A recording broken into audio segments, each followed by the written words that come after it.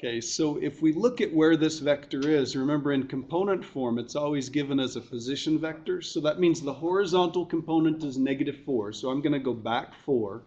And then the vertical component is 4. So I'm going to go up 4. So it's like 1, 2, 3, 4, 1, 2, 3, 4. So it's heading off like this right here. Okay, and then vectors have a magnitude and a direction. And the magnitude is just how long it is, and the direction is normally measured from standard position. So what we're after is, how long is this little directed line segment there, and then what's the measure of this angle there? So if this is -4 and this right here is 4, does that look familiar to anybody? Can anybody recognize what the reference angle is on that one? If that's 4 and that's 4, what is it? I think I heard it. Isn't that a 45-degree angle? Since these two are the same, that's got to be a 45-degree angle right there. Now that's the reference angle, that's not the angle from standard position, that's not the direction angle, okay? So if that's 45, how do I figure out what the direction angle is measured from standard position? 180 minus that. So I'm going to do 180 minus 45 degrees, so I get 135 degrees for the direction angle, okay? And how do I figure out how long that is? You could use the distance formula. You could think of this as a right triangle and use the Pythagorean theorem, or you could just remember that the magnitude of a vector was the square root of the horizontal component squared plus the vertical component squared. Okay? So in this case, it's going to be the square root of -4 squared plus 4 squared. So that's going to be 16 plus 16. That's going to be the square root of 32. That's 5 2's altogether, right? So this is going to be 4 radical 2. Okay, so this right here is, we refer to that as the magnitude, and this right here is the direction angle. Okay, so that's the angle that we turn to, and that's how far we go to get to draw this vector. Okay, any questions? Sven, are you happy about this? Yeah, it just seems a lot like the Pythagorean theorem. It is the Pythagorean theorem. Oh, but it said or. Right. But it's that this formula is based on the Pythagorean theorem. That's where it came from. Okay? Any questions there? Okay, so everybody remember vectors? Okay, so it turns out there's a coordinate system that's perfectly suited for things like this. If all we're doing is keeping track of which angle do you turn to and how far do you go, or how far do you go and then where do you turn and stuff like that, there's a coordinate system that works really well for that. Okay? And it's called polar coordinates. Okay, polar coordinates are listed like this. Instead of having an x and a y coordinate, saying how far we go left and right and then how far we go up and down, polar coordinates work like this. R is the radius, that's how far you go, okay? And then theta is the angle that you turn to, okay? So R is the distance from the pole, or in other words, we could call that the origin, but if we're in polar coordinates, we call that the pole. So the pole is right here. Okay, and then theta is the angle measured from the polar axis, and the polar axis is the positive side of the x-axis, if you wanted to think of it that way. So here's the pole, and this right here is the polar axis. Okay, now we're not doing vectors, although there are lots and lots of similarities with vectors. Okay, so on this problem right here, what we're going to do is we're going to graph each one of these. So point A is in polar form. It tells us what the radius is. It tells us the radius is 5, and then it tells us we go 5 units, but we turn to an angle of 45 degrees, or pi fourths. Okay? Now, they're always listed radius first, and then the angle. But in practice, it doesn't really matter what you do. In fact, for most people, it's a little easier to turn to the right direction and then go the correct distance. So one way to graph this point would be to go out 5 units, so 1, 2, 3, 4, 5. Okay, we've got these concentric circles that represent distances from the pole. So if I go 5, and then I'm going to turn to an angle of pi fourths. Well, pi fourths would be a 45-degree angle, so that would be right here. Okay, so that's the point A. The other way to do that, in fact, this is the way I prefer to do it, and the way most people do it, and the way we do that when we graph more complicated things like we're going to start tomorrow is turn to this angle and then go that far. So turn to an angle of 45 degrees and then go out 1, 2, 3, 4, 5 units. Okay?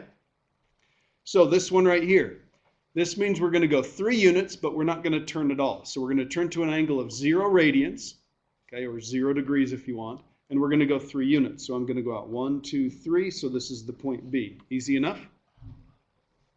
Okay, the interesting thing about this is we also get negative direction angles and negative radii, and I'll talk about the negative radii in just a second. But we need to turn to an angle of negative 5 pi 6, so stop and think about that. We're going to be going in a clockwise direction. 5 pi 6 is about 150 degrees, right? So we're going to go to negative 5 pi 6, and we're going to go out 4 units. So 1, 2, 3, 4. So this point right here is the point C. Okay, before we get to the last one, are there any questions so far? Okay. All right, so let's look at this one right here. What angle are we going to turn to? 3 pi fourths. Okay, now this is marked off. This big one right here is 30 degrees. This is 60 degrees. This is 90 degrees. And this one right here, of course, is 45 degrees. Those are just there for reference. A lot of times when you see a polar coordinate, it's just a bunch of concentric circles like that. So for D, we're going to go to 3 pi fourths. So we're going to point in this direction right here. But how far are we going to go? Negative 2. So the negative in front of a radius changes the direction. It's exactly 180 degrees opposite. So although we're pointing in this direction right here, we're actually going to go the opposite way because the radius is negative. Think of this as a number line right here, okay, that's pointed in the right direction. And this would be the positive side of the number line, and this would be the negative side of the number line. We're going to go in the negative direction 2 units. So we go right there, and then we'd label that point as point D. Any questions? You have a bunch of problems where that's all you have to do. Okay? All right. Okay. Then you have a couple problems that ask you to do this. Find 3 other ways of representing the exact same point. Okay? And this is one thing that's both nice and very difficult about polar coordinates, is there are so many different ways to represent exactly the same point. So let's take point A right here, okay? I turned to an angle of pi fourths, and I went out 5 units to get to that point right there. How could I do the same thing, but instead of going in the positive direction, what if I went in the negative direction? How far would I have to turn? 7 pi fourths, negative 7 pi fourths, and then I'd go out 5 units, okay? So there's one other way to do that. So turn to an angle of negative 7 pi fourths and go out 5 units. You end up landing on exactly the same spot. Okay, what if I wanted to land here by going in the positive direction? Well, instead of going just pi fourths, could I go all the way around the circle again? I could. So if I added 2 pi to that, let's stop and think about that. 2 pi plus pi fourths would be 9 pi fourths, okay? And go out 5 units. Okay? We'll do one more. I'm going to put a negative 5 there, and you tell me what angle would have to go there. Or give me an option for an angle.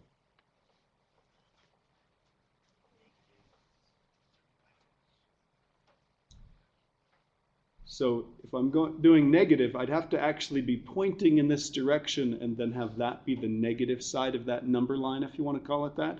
So I could use... Okay, I could use 5 pi fourths, or if I wanted to get really creative, I could do negative 3 pi fourths. Wouldn't all those end up in the same place? Okay, everybody good? Okay, so the instructions for each one of these are exactly the same. Okay, I want you to come up with one. Okay, so come up with one for this, come up with one for this, come up with one for this, and try and be a little creative. See if you can come up with something somebody else didn't get.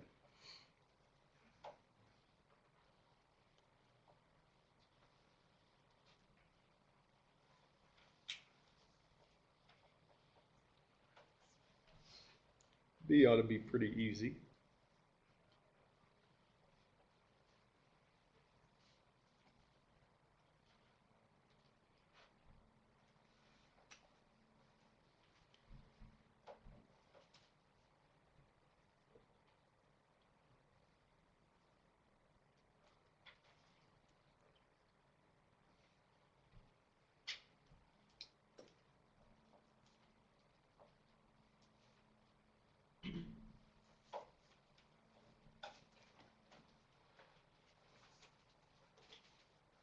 Okay, who's got an easy way to do B? No one on Thursday morning, Lynn, thank you. 3, 2 pi. Perfect, okay? Pointing in the same direction, we just had to go around once in order to get there. Who's got a little bit more creative way to do it? Yeah. I got negative 3, 3 pi. Ooh, interesting. Okay, so go pi, 2 pi, 3 pi. So we're pointing over here, but then go in the opposite direction 3 units. Excellent, that would work. Okay, let's take a look at C. Give me one, Noah. Negative 4 and pi 6. Negative 4 and pi 6. Would that work? If I point to pi 6, that's this line right here.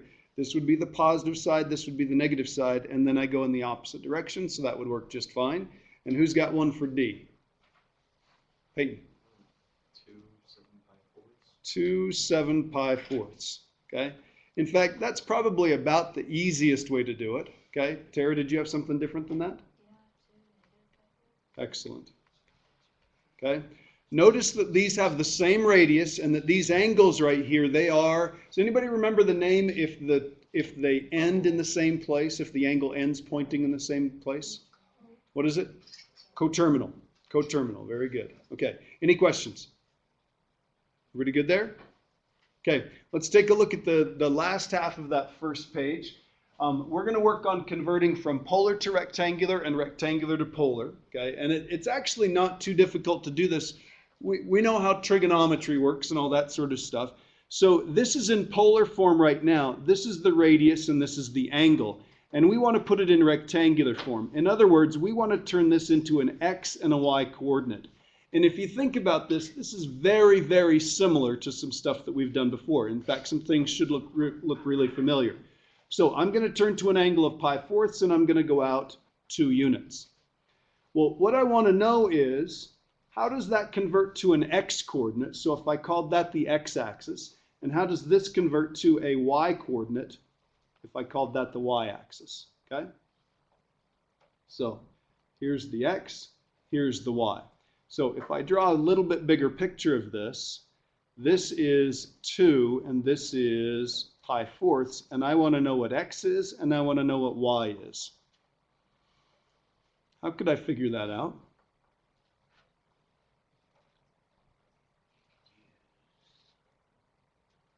You could use, especially since these are perpendicular to each other and this is a right angle, what could you use here? You could use the law of sines, okay, but because this is a right triangle, it'll be a little bit easier to just, well, I have the hypotenuse, right? I'm looking for the opposite and I'm looking for the adjacent. So wouldn't the x coordinate, okay, well let me do it this way. Wouldn't the cosine of pi fourths be equal to the adjacent over the hypotenuse? Isn't that true? So wouldn't x equal 2 times the cosine of pi fourths? And what is the cosine of pi fourths? Radical 2 over 2, right? Okay, so I get radical 2 for the x coordinate. Okay, and by the same logic, wouldn't the sine of pi fourths equal the y coordinate over the hypotenuse? So wouldn't y equal 2 times the sine of pi fourths, which would also be radical 2?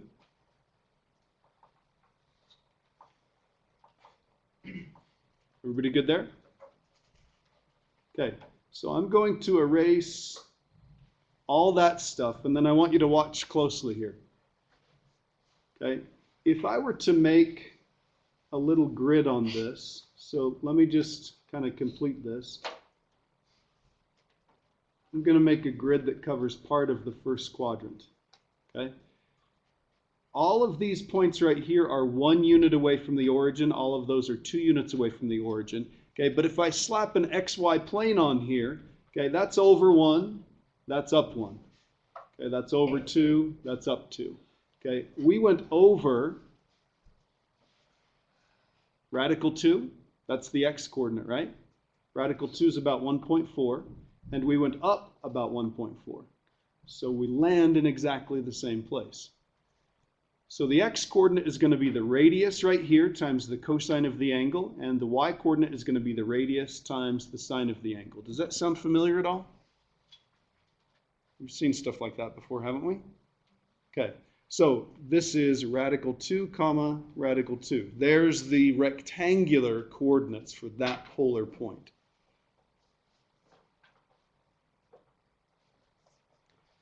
Okay, and now we're going to do this backwards. This one is in rectangular form, and we're going to put it in polar form. So let's plot the point -3, -4. So that means on the x-axis, I'm going to go back 1, 2, 3. And then on the y-axis, I'm going to go down 1, 2, 3, 4. So that's going to put me about right here. And if I need to draw some little grid lines here, there's back 3, there's down 1, 2, 3, 4. That's the right point, right? Okay, now here's what I need. I need to know how far this is from the origin, and I need to know what angle this is right here. So let's make a little triangle. The triangle looks like this. This is -3, this is -4, this is the radius right here. How would you find that? Pythagorean theorem, right? Take the x-coordinate, square it, take the y-coordinate, square it. So this is going to be x squared plus y squared would equal the radius squared. Okay, or the radius is going to be a big square root of the x-coordinate squared, the y-coordinate squared, and we end up with radical 25, which is 5. Doesn't quite look like it, but it is. And how do I figure out what this angle is right here?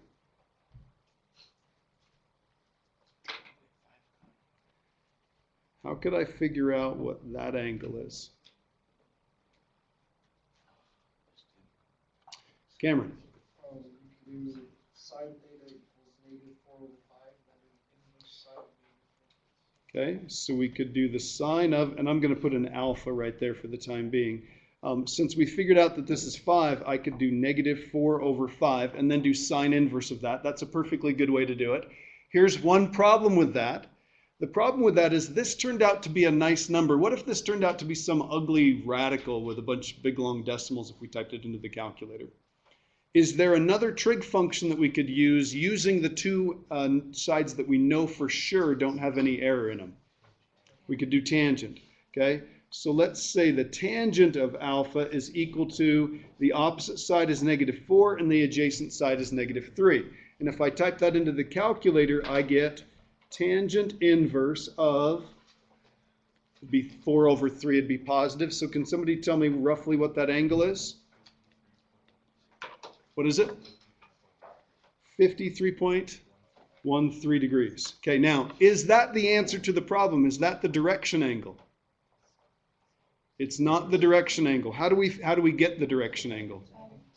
Add it to 180. So we're going to add to 180. So correct me if I'm wrong, I get 223.13? 233. 233. You're right. So 233.13 degrees. Okay, that's the angle. And then the radius was 5. Okay. So there's our r and our theta. So we've successfully converted from rectangular to polar and polar to rectangular. Any questions? Okay. Because that figures out the reference angle for us. That little angle right there is 53 degrees, so we have to add the 90 and another 90 and then add another 53. Okay. 180 for the top half of the circle going around counterclockwise, and then another 53. Everybody good there? Okay. If I gave you another problem like that and nothing else other than maybe an hour and $50 worth of motivation, could you figure this stuff out? Yes. It's not hard, is it? Do you want $50? Yes. Okay, you'd have to split it. That's still a good deal, isn't it? Okay. All right, if you flip the page over, we're going to make this a little bit easier. These should look kind of familiar. These are things that you're going to want to memorize. Okay, so what I've got here is a generic picture that relates the xy coordinates with the polar coordinates. If this is the radius, and that point right there is xy, and this is the angle that's formed right there, okay, then the relationship here looks like this. The x coordinate is r times the cosine of theta, just like the x coordinate on the unit circle has to do with cosine. And just like when we were talking with vectors, the horizontal component has to do with cosine. And the vertical component, the y, is r times the sine of theta. Okay? So there are 4 formulas that relate these, and this is something that we used and figured out on the other side. So we want to make sure that we memorize this. So this is r cosine of theta, and this is r sine of theta. And if this is x and this is y, I could come up with a relationship just between the 3 of those sides of that triangle. It's the Pythagorean theorem. So x squared plus y squared equals r squared. And then you have to be a little bit careful with this one right here. So the tangent of that is going to be y over x. And I'm going to rewrite this, and I want you to rewrite it this way, and I want to keep the asterisk there, and I want somebody to figure out why there's an asterisk on this. I'm going to rewrite this as theta equals tangent inverse of y over x, okay? And I actually like remembering this one rather than remembering the other one. I like knowing what the angle is in terms of x's and y's. Having that solved for theta is actually a good deal. Why is the asterisk there? Peyton? Because sometimes it's right angle, you have to add like 180 or subtract from 180. Yeah, you have to add to 180 or subtract from 180 or add to 360 or subtract 360 or something like that, right? Okay, yeah. Does that have something to do with the x can't be 0? You're right. The x couldn't be 0. If it was, your calculator wouldn't give you an answer. It would give you a domain error, okay? And you'd have to think about that. If the x coordinate is 0, that means it's either 90 degrees or 270 degrees, right? Here's the reason there's an asterisk. This always gives you a reference angle, okay? Always is going to give you a reference angle. And the only quadrant where the reference angle is the right angle, the one that you're after, is just in quadrant 1, okay? In the other quadrants, you're going to have to make an adjustment like we did on that previous page. Okay, are there any questions? Okay, so we're going to look at a couple of problems. You have a few of these. I think I actually picked a couple of these from your assignment, okay? So there are times where polar coordinates are an absolute breeze, okay? And then there are times where they're a little bit of a pain. So what we're going to learn is we're going to learn how to convert from polar to rectangular and rectangular to polar. And these equations up here, these are the tools that we're going to use. So if you take a look at this one right here, we're going to convert these from rectangular to polar form.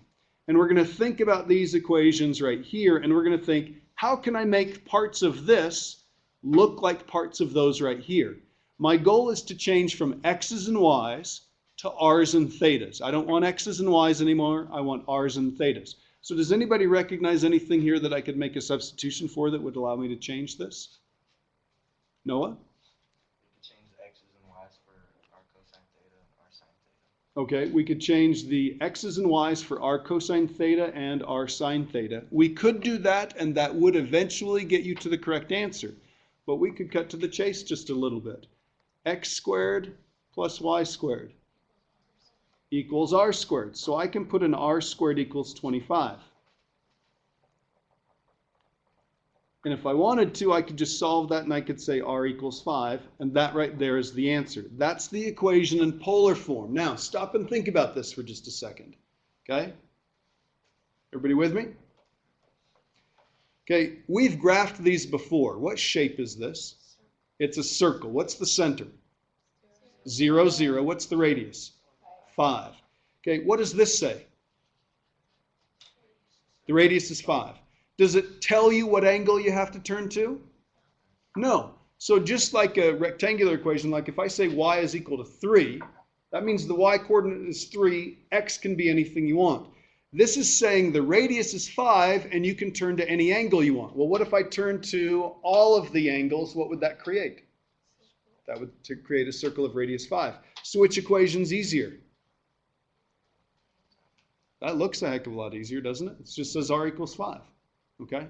Tons of information contained in that one little expression right here. Okay? So what if I have something like this? What if I say y is equal to 3? I want to turn this into r's and thetas. So wherever there's a y, what can I put? Okay, I'm gonna put an r sine theta here equals 3.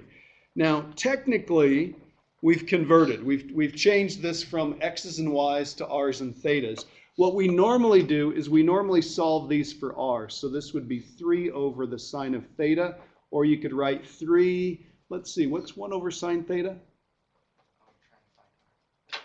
What are those identities that you had memorized? What's 1 over sine? Cosecant. Thank you very much. Okay? Okay. That or that would be okay. Either one of those is fine. Okay. Any questions? Okay, and what do I do with this? Wherever there's a y, I'm going to put an r sine. So this is r sine theta.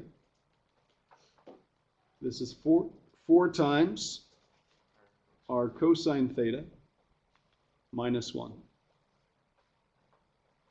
Okay, again, technically you'd be okay right here.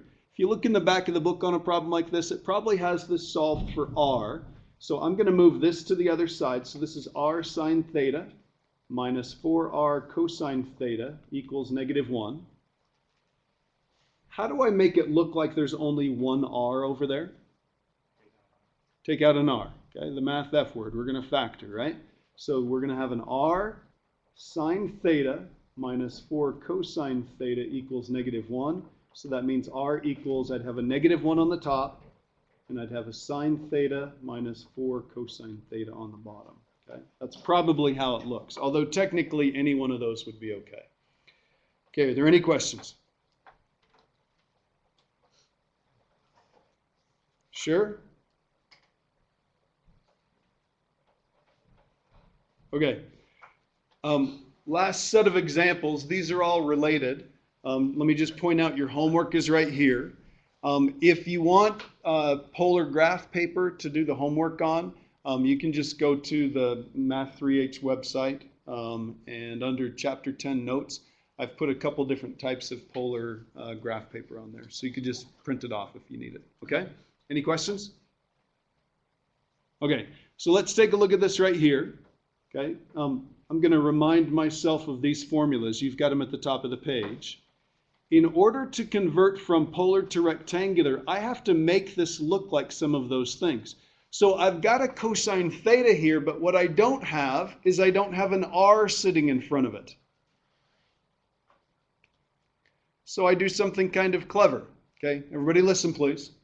This comes up over and over and over again. This is a true equation. So all the normal rules for algebra apply. So if I need an r over there, if I need a factor of r, if I need it to be multiplied by r over here, what if I multiply by r right here and I multiply by r right there? Is that okay? Have I done the same thing to both sides? I have. So on this side I get an r squared. On this side I get a 5r cosine theta. Now, the reason I wanted an r cosine theta is because if I see an r cosine theta, look up in that box, what can I put in place of an r cosine theta? I can put an x. So this is 5x. And don't say anything out loud. What can I put in place of this? What can I put in place of r squared? Yep, I want the answer now. X squared plus y squared. There it is. Okay? Now, we're going to work on graphing stuff like this starting tomorrow, but for the time being, all we're just doing is just converting these. So let's take a look at this right here. This one's kind of clever. If I'm going to change from polar to rectangular, I've got to have r squared. So I can change it with an x squared y, x squared plus y squared. I've got to have an r cosine, so I can put an x in that place. Or I've got to have an r sine, so I can put a y in its place. Okay?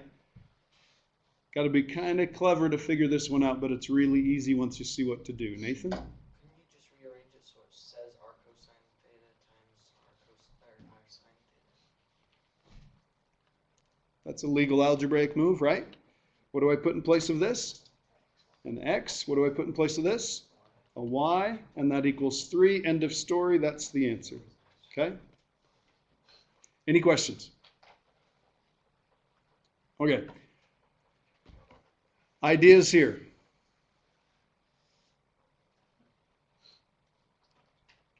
If you look straight up the page just a little bit, you might get a hint.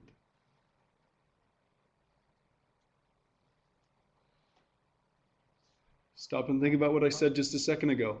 This is an equation. So any legal algebraic move you can do with any other equation, you can do with this equation to make what you need. So look at that box up there. Think about what we need, and think about the easiest way to take care of this. Cameron. Square both sides. If we square both sides, is that a legal algebraic move? Yep. R squared equals 4. And now what can I put in place of the r squared? X squared plus y squared equals 4. Okay? Now, this is a circle centered at the origin of radius 2, and so is this. So if I come down here and I sketch that, this one says the radius has to be 2. So I go to a radius of 2, and I can turn to any angle I want. So I'm going to go all the way around the circle. And that's exactly the same equation or the graph that's produced by that rectangular equation. Circle centered at the origin, radius is 2. Any questions? Easy enough? Doing okay? Okay, last one. Take a look at that one. That one's kind of weird.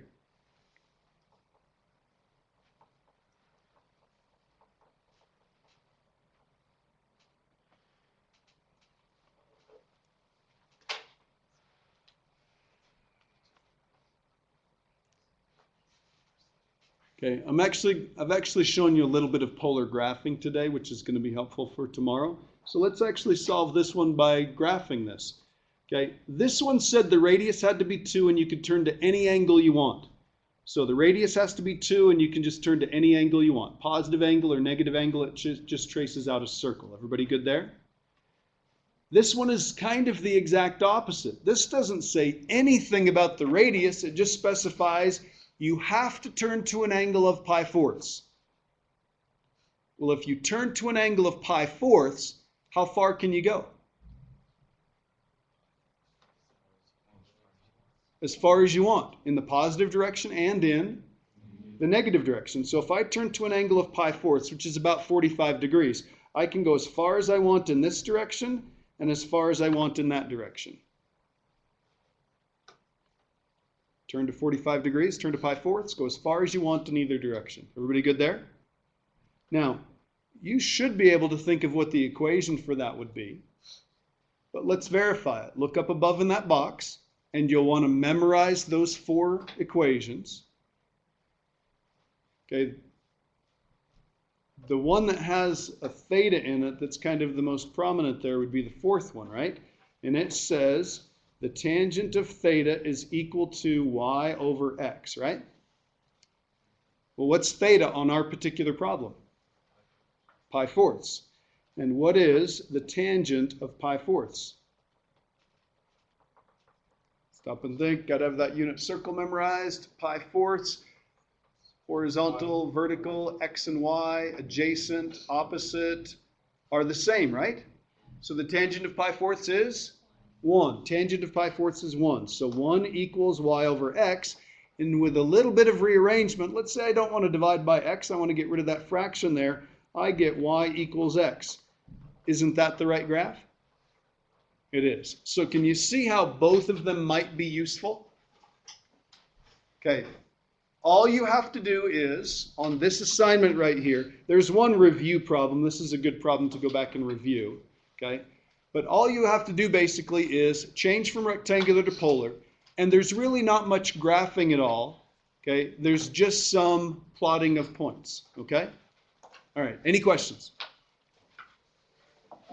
Okay, let's do this. Please have this done tomorrow morning. And please have 7-6 here ready to correct. We'll correct the 2 of those and then we'll go on and do some graphing. Okay? 10. Yeah, sorry, 10-6, 10-6, thanks. 10-6 and 10-7, due tomorrow, okay?